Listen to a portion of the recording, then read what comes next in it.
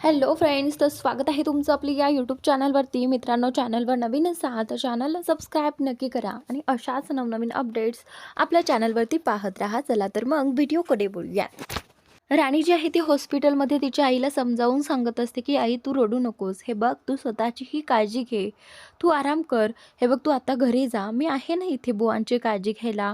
त्यावेळी आई म्हणत असते की नाही राणी, हे बघ, तुझ्या घरामध्ये खूप तमाशा होत असतो आणि मला माहीत आहे तुझ्या घरामध्ये आता सध्या काय चाललंय आणि काय नाही ते. आता यावेळी तुला तुझ्या घरी जायला हवं.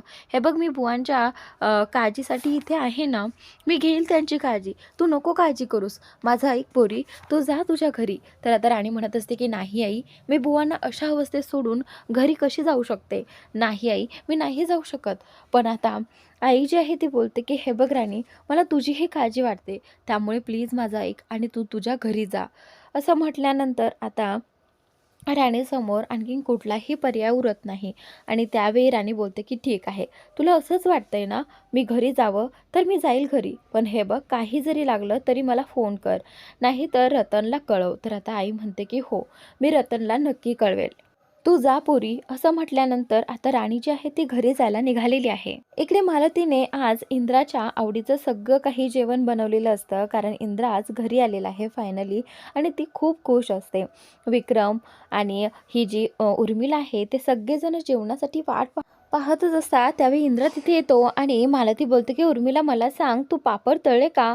तर त्यावेळी उर्मिला म्हणते की अय्या, ते राहिलेच. सॉरी हां मालती आई, माझ्याकडून विसरून तेवढं राहीलच. तर आता मालती जी आहे ती बोलते की ठीक आहे, जाऊ देत, मी यांना सांगते. असं म्हणत आता मालती रत्नाईंना सांगते पापड तळायला आणि हेच बोलणं आता इथे आबा ऐकतात. खरं तर इथे इंद्रालाही मन नसतं की हे सगळं जेवण जेवावं, कारण तिकडे बुवांची अवस्था खूप खराब असते. ते कोमामध्ये गेलेले आहेत आणि इकडे त्याच्या आईने त्याच्यासाठी एवढा जेवणाचा बेत बनवलेला असतो, सगळं काही त्याचं फेवरेट असतं आणि हे सगळं आता इथे आबा ऐकतात. आबा म्हणतात की मालती, तुम्हाला जरा जरी लाज वाटत नाही का हो? हे पहा, राणीच्या घरच्यांवरती काय प्रसंग आला आहे आणि ती कोणत्या परिस्थितीतून जात आहे, हेही तुमच्या लक्षात येत नाहीये का? तर त्यावेळी मालती बोलते की हे पहा, माझा मुलगा इतक्या दिवसातून घरी आला आहे. तो तिथे वस्तीमध्ये कसा राहिला असेल, त्याला काही जेवायला मिळालंही असेल की नाही हे मला माहीत नाही, पण निदान तो घरी आला आहे याचा मला आनंद तर सेलिब्रेट करू द्यात. तर त्यावेळी आबा जे आहे ते आणखीनच भडकतात. ते बोलतात की हे बघ, तुला काही कळतच नाहीये, तू मालती नाटकीपणाचं आव आणते. तर त्यावेळी असं बोलल्यानंतर मालतीला राग येतो आणि त्यानंतर इकडे आबा जे आहेत मालतीला माणुसकीचं जरा धडे देतात आणि त्यावेळी आता मालती बोलते की हे पहा, त्या मुलीने माझ्या इंद्राला नेहमी त्रासच दिला आहे आणि आता तो या त्रासातून घरी आलाय आणि त्यासाठी मी एवढंही करणार नाहीये का? हे पहा, आता बस झालं. त्या मुलीचं गुणगान करणं किंवा तिच्या फॅमिलीबद्दल माझ्यासमोर काही सांगणं, ते काहीही मी ऐकून घेणार नाही आणि मी खपूनही घेणार नाही. त्यांचं काहीही होऊ देत, मला काही फरक पडत नाही. बास झालं आता हे सगळं. असं मालती म्हणत असतानाच राणी तिथे येते आणि बोलते की हो, खरंच आता बस झालं, मी थकले आहे. तर आता मालती पुढे येते आणि राणीला विचारते की काय, तू आम्हाला उलट उत्तर दिलंस? तू आम्हाला बस झालं बोललीस? तुला नेमकं म्हणायचंय तरी काय? त्यावेळी राणी जी आहे ती बोलते की आता हे जे काही चाललं आहे ना, ते सगळं खूप झालं, बस झालं आता. राणी एवढं बोलते आणि इंद्राच्या समोर येते. इंद्राच्या समोर आल्यानंतर ती इंद्राकडे पाहून बोलते बोलते की हे जे काही केलं आहे ना, हे सगळं फक्त तुम्हीच केलं आहे आणि मला सगळं काही कळालं आहे की बुवांना किडनॅप कोणी केलं होतं आणि का केलं होतं. त्यावेळी आता मालती बोलते की हे बघ, माझ्या इंद्रावरती असे उलट आरोप करू नको आणि त्याच्याशी अशा वरच्या आवाजात बोलू नको, मी ते खपून घेणार नाही. तर आता राणी बोलते की हे पहा, मी आता यावेळी शांत बसणार नाही, कारण इथे माझ्या बुवांच्या जगण्या मरण्याचा प्रश्न आहे आणि त्यामुळे मी गप्प बसणार नाही. काय केले तुमच्या मुलाने, एकदा त्यांना विचारा तरी. तर आता आबा जे आहे ते बोलतात की राणी, हे बघ, तू रागात आहेस, तू काय बोलतेस तुला तरी कळतंय का? हे बघ, इंद्रा असा नाहीये आणि इंद्रा असं कधीच करू शकत नाही, कुणाच्याही जीवाशी तो खेळू शकत नाही. तर त्यावेळी आता इथे राणी बोलते की आबा, पण त्यांनी हेच केलं आहे, आधीही तेच करायचे आणि आताही त्यांनी हेच केलं आहे.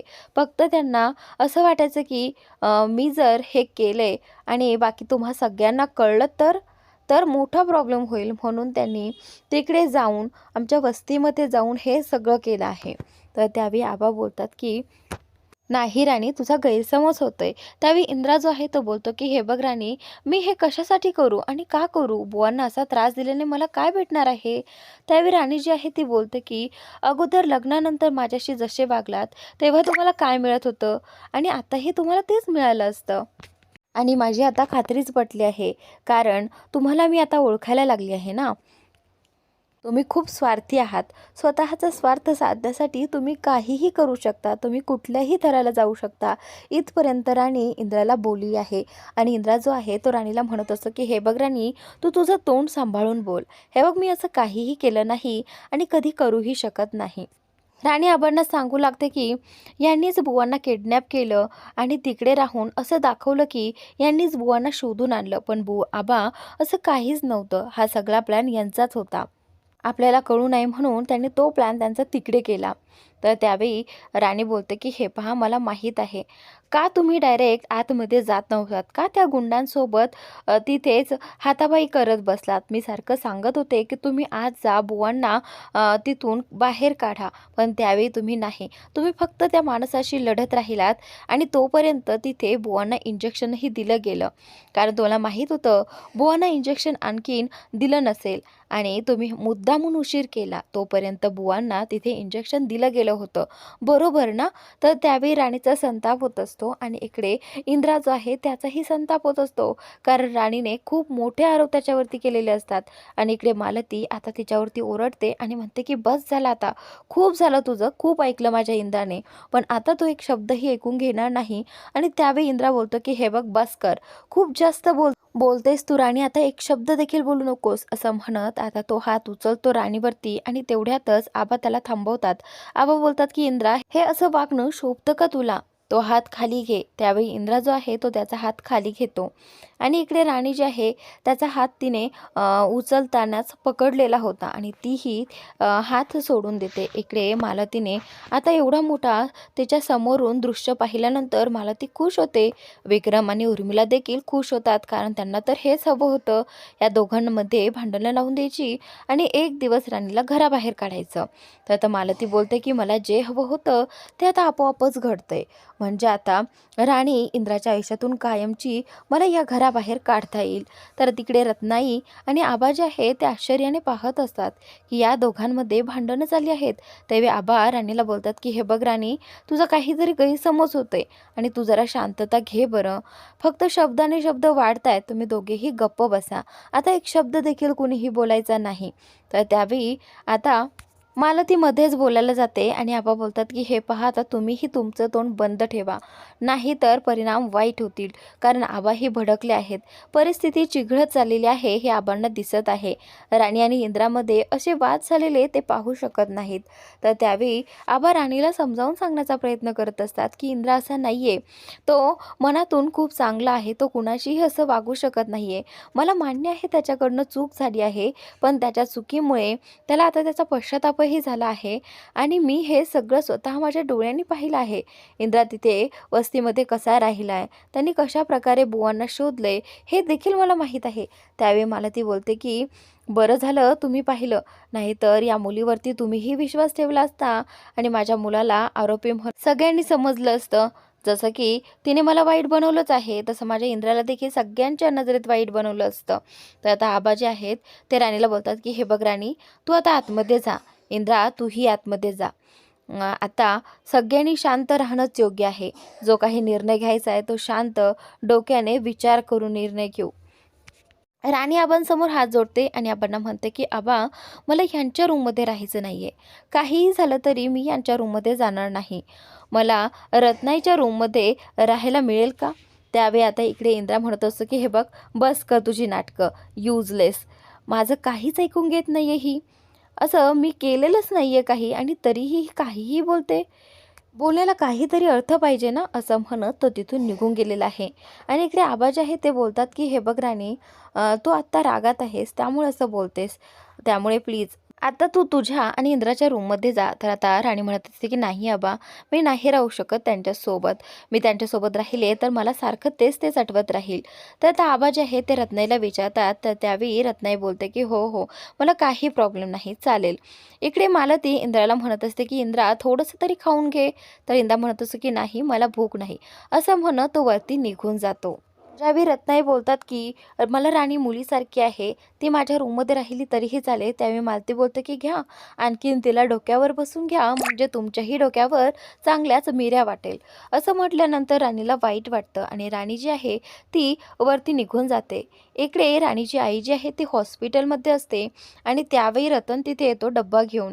आणि रतन राणीच्या आईला म्हणतो की हे पहा मावशी, काळजी करू नको, आपले बुवा लवकरच नीट होतील. हे बघ, तू आता 2 घास खाऊन घे आणि सारखं डोळ्याला असा पदर लावत बसू नको. जास्त त्रास करून घेऊ नकोस. आधी 2 घास खाऊन घे आणि मला सांग राणी कुठे आहे? तिच्यासाठी ही डब्बा आणला होता. तर त्यावेळी ती बोलते की हे बघ, ती आता इथे राहणं जास्त गरजेचं नाहीये. तिला आता दोन्हीही पाहावं लागतं, तिचं सासर आणि माहेर. काय करावं बिचारी. तर दिलं तिला घरी पाठवून, असं राणीची आई म्हणते. इकडे राणी जी आहे ती इंद्राच्या रूममध्ये आलेली आहे तिची बॅग घेण्यासाठी. त्यावेळी इंद्रा रूममध्येच बसलेला असतो आणि त्यावेळी तो बडबड करतो, काय यार माणसं आहेत, जरा दुसऱ्याची किंमत नाही. एखादं एक चूक सुधारण्यासाठी पश्चाताप करतंय आणि वरून त्याच्यावरती आणखीनच आरोप लावले जातात. हे मला अजिबात मान्य नाहीये. मी हे सगळं केलं नाहीये, तुला आणखीन कसं सांगू? तर त्यावेळी राणी बोलते की मला सांगायची गरज नाहीये आणि तुम्ही काय आहात आणि काय नाही हे मला चांगलंच माहीत आहे, त्यामुळे मला सांगायची गरज नाहीये. त्यावेळी इंद्रा बोलतो की हे बघ राणी, मी आत्तापर्यंत असं काहीच केलं नाहीये का बुवा आणि आईंसाठी? तुला कधी असं वाटलंच नाही का मी त्यांच्यासाठी मनापासून काहीतरी केलंय? तर त्यावेळी राणी बोलते की हे पहा, मला ते काही माहीत नाही, त्यामध्येही तुमचा काहीतरी स्वार्थ असेल. इंद्रा बोलतो की तुझ्याशी बोलण्यातच काही पॉईंट नाही. त्यावेळी राणी बोलते की मलाही कुठे बोलायचं तुमच्याशी. हे पहा, मी इथे माझं सामान घ्यायला आली होती, पण आता मला तुमचं तोंडही पाहायचं नाही आणि माझी इच्छाही तशी नाही आहे. असं म्हणत राणी जी आहे ती तिथेच त्याला 4 शब्द बोलून तिथून निघून जाते. राणीच्या त्या शब्दांमुळे आता इंद्रा प्रचंड भडकला आहे. कारण त्याला वाटत असतं की मी एवढं सगळं केलं आणि राणीला काहीच फरक नाही. उलट ती माझ्यावरच आरोप करते. हे कसं वागणं झालं? राणीला समजायला हवं होतं की मी असं करू शकत नाही. पण नाही, तिचा तर माझ्यावरती विश्वासच नाहीये. एक चूक झाल्यामुळे आता माझ्यावर विश्वासच ठेवायचा नाहीये का? त्यानंतर आता मालती इंद्राच्या रूमकडे येत असते. त्यावेळी राणी बाहेर जात असते. मालती आतमध्ये येते आणि इंद्राला समजावू लागते, इंद्रा हे बघ, तू काळजी करू नकोस. ती मुलगी अशीच आहे आणि तिच्याबद्दल विचार करण्याचा सोडून दे. हे बघ, सगळी चूक तिची आहे, तुझी काहीच नाही आहे. तू एवढं सगळं करूनसुद्धा ती तुझ्यावरच उलटते, त्यामुळे तू अजिबात तिचा विचार करू नकोस. त्यावेळी इंद्रा बोलतो की हो बघ, नाही मी एवढं सगळं केलं पण तिला काहीच फरक पडत नाही आहे. ती उलट माझ्यावर आरोप करते. हे बघ, मी असं काही करू शकेन का? ती का नाही असा विचार करत? त्यावेळी मालती मनातच म्हणते की आता मला जे काही हवं होतं ते आपोआपच मिळते, मला काही करण्याची गरज पडली नाही. तर ती बोलते की इंद्रा हे बघ, तुझ्यासोबत कुणी जरी नसलं ना, ही आई तुझ्यासोबत कायम आहे, त्यामुळे तू जास्त विचार करू नकोस. इकडे उर्मिला आणि विक्रम जे आहे ते रूममध्ये असताना दोघेही खुश असतात आणि विक्रम बोलत असतं की हे बघ उर्मिला, सगळं काही आपल्या मनासारखं होतंय. तर त्यावेळी उर्मिला ही ते ऐकून हसत असते, कारण खरंच सगळं काही प्लॅन तिच्या मनासारखं होते आणि दोघेही खूप खुश असतात. तेवढ्यात तिथे मालती येते आणि त्या दोघांचं बोलणं ऐकते आणि त्यावेळी आता ते ऐकून ती शॉक होते. आणि पुढे जाऊन आता त्यांच्याबरोबरच काही प्लॅन मालती बनवू लागते. तर पुढील भागात इंद्राला असं कळलं आहे की बुवांना किडनॅप करण्याच्या मागे असे व्यक्ती आहेत ते खूप जवळचे आहेत आणि ते राणी आणि इंद्राला दूर करण्याचं ठरवलं आहे त्यांनी. आणि त्यावेळी राणीलाही कळून चुकलं आहे की इंद्रा आणि राणीला दूर केल्यानंतरच ते गप्प बसतील. त्यावेळी इंद्रा बोलतो की हे बघ, आपल्याला असं दाखवायचं आहे त्या सगळ्यांसमोर की आपण कायमचे दूर झालो आहोत आणि त्यावेळी आपण शोधून काढू की ते व्यक्ती नक्की कोण आहेत. तर आजचा भाग इथे संपतोय, पुढील भाग नक्की पहा.